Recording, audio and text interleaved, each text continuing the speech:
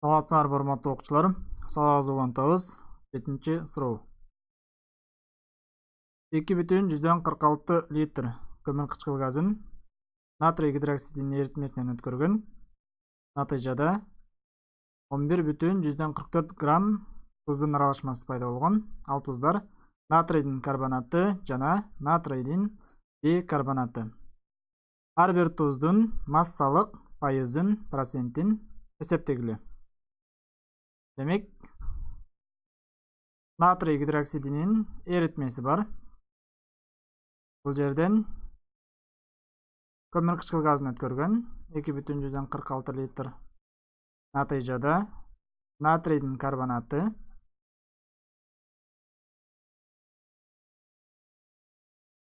жана натрийдин бикарбонаты пайда болгон. Эки туздун аралашмасы. Бунун жалпы массасы 11,44 грамм.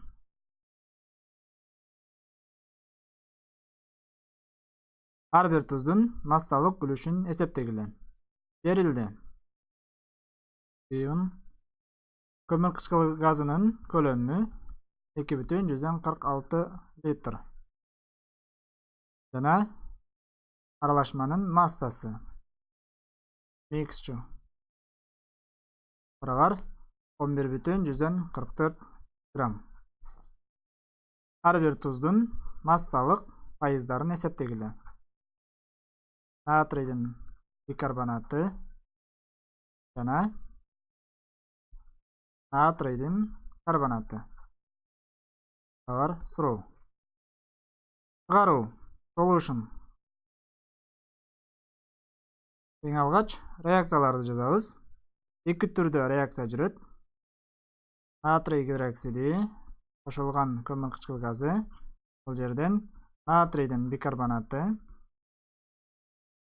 жана натрийдин гидроксиди кошулган көмүр кычкыл газы.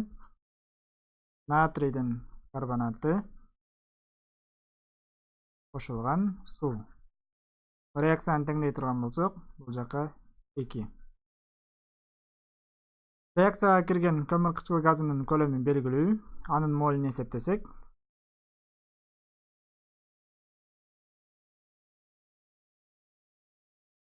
барабар 2,46 литр бөлүнгөн 22,4 литр бөлүнгөн моль барабар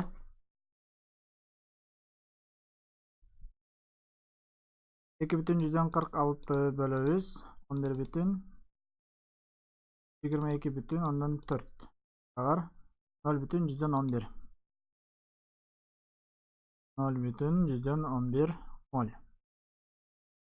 Демек, бул жерде реакцияга кирген көмүр кычкыл газынын жалпы молу 0,11 моль. Биринчи реакция боюнча канча моль реакцияга киргенин билбейбиз. Демек, мындан x моль кирди дейли. X моль. Мындан дагы x моль туз пайда болот. Себеби дегенде коэффициенттери 1ге 1.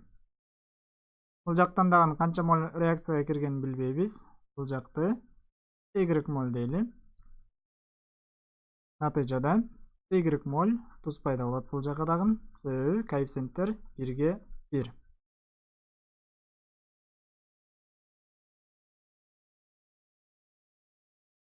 X кошулган y барабар 0,11 болуш керек. Себеби дегенде x менен y жалпы көмүр кычкыл газынын молу. Пайда болгон туздардын массасын эсептейли. Натрий бикарбонаттын массасын эсептөө үчүн анын малярдык массасын эсептөө керек. Малярдык массасы барабар 23 грамм моль кошулган 1 грамм моль кошулган 12 грамм моль кошулган 3 көбөйтөбүз 16 грамм моль. Жыйынтыгында 84 грамм моль чыгат. Бул туздун массасын эсептей турган болсок, барабар 84 грамм моль көбөйтөбүз x моль пайда болгон болчу барабар 84 x грамм. Экинчи натрий карбонатынын массасын эсептейбиз. Анын малярдык массасын эсептесек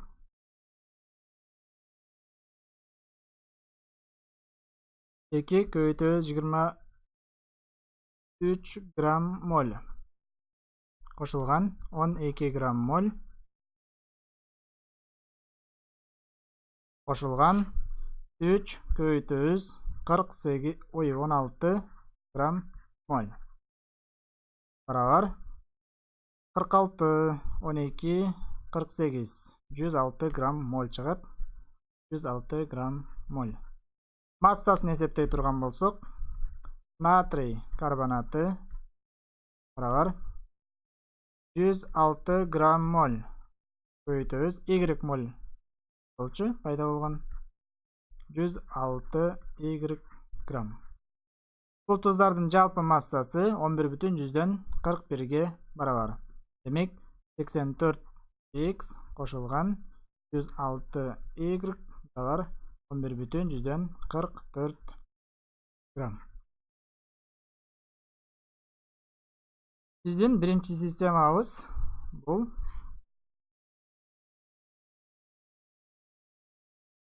ал эми экинчи системабыз болсо бул эки белгисиздик бар. Эки система менен дейбиз. X кошулган y барабар 0,11 84 x кошулган 106 y барабар 11,44. Бул жерден x'ти же y'ти жок кылуу керек. Мен x'ти жок кылам. Анын үчүн бул жактын баарын минус 84-кө көбөйтөм. Биринчи системаны минус 84x минус 84y барабар минус 0,11ди 84-кө көбөйтсөм 9,24 9,24.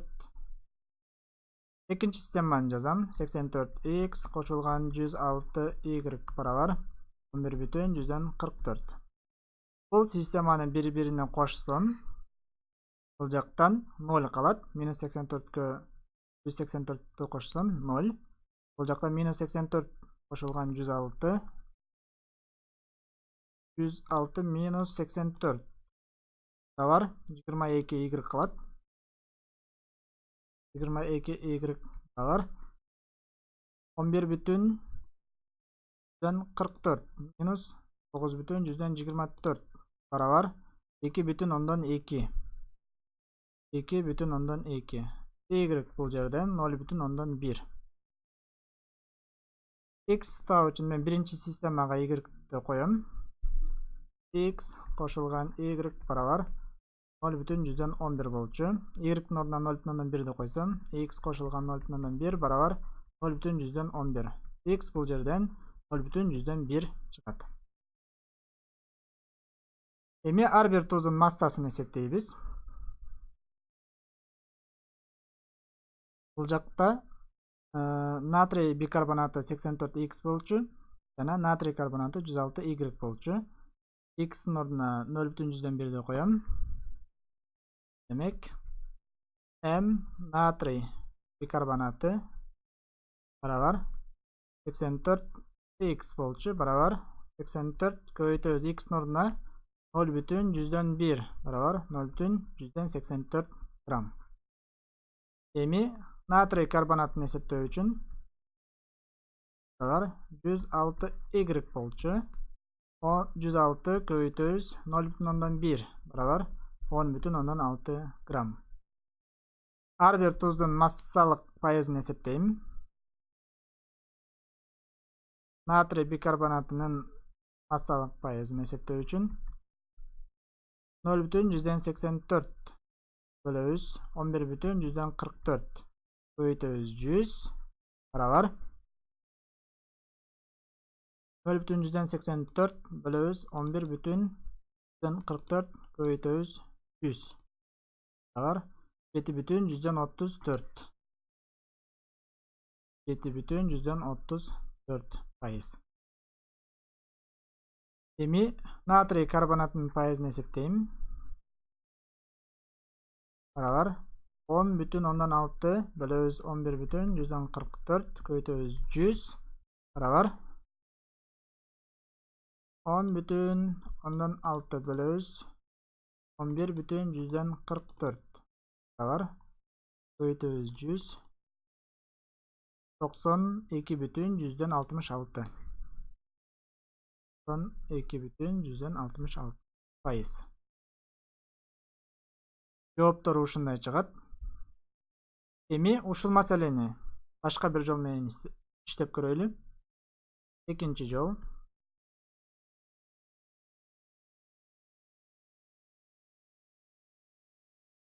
Натрий гидроксиди менен көмүр кычкыл газы реакцияга кирет. Натыйжада натрийдин бикарбонаты пайда болот. Бул жалпы ушундай реакция болот. Биринчи очередь. Бул 0,111 моль. Коэффициенттер 1/1 болгондуктан 0,111 моль туз пайда болот. Бул туз ашыкча калган натрийдин гидроксиди менен кайра реакцияга кирип, натрийдин гидроксиди натрий H3 натрийдин карбонатын пайда кылат жана сууну 0,111 моль болчу. Канча моль реакцияга кирген билбейбиз, демек X моль дейли. X моль реакцияга кирди. Бул жакта натыйжада 0,111 минус X моль калды. Натрий бикарбонатынан бул жактан X моль натрий карбонаты пайда болду. X моль. Бул эки туздун жалпы массасын билебиз. Демек анын массаларын эсептейбиз. М натрий H3 барабар 84 грамм моль көйтөбүз 0,111 минус X моль барабар 84-тү 0,111ге көбөйтсөк 9,124 чыгат минус 84 X. А натрийдин карбонатын массасы болсо натрий 2 SO3 бар 106 X. Бул эки туздун жалпы массасы 9,124 минус 84 X кошулган 106 X барабар 11,144 грамм болчу.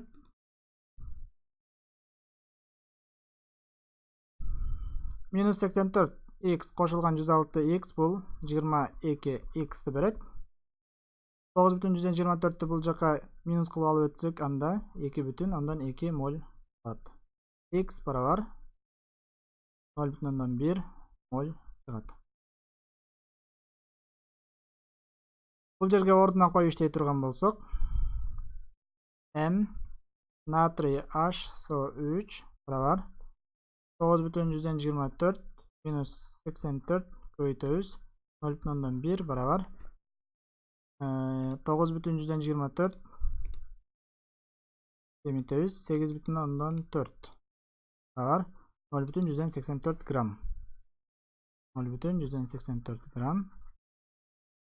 Масса натрий SO3 барабар 106 X ордуна 0,1ди койсом 10,6 грамм. Массалык пайыздарын болсо, биринчи метод менен иштеген сыяктуу эле иштеп коебуз мындай кылып. Баары окшош чыгат. Ушуну менен бүгүнкү сабагыбыз аяктады. Кийинки видео сабактардан көрүшкөнчө сак саламат болгула.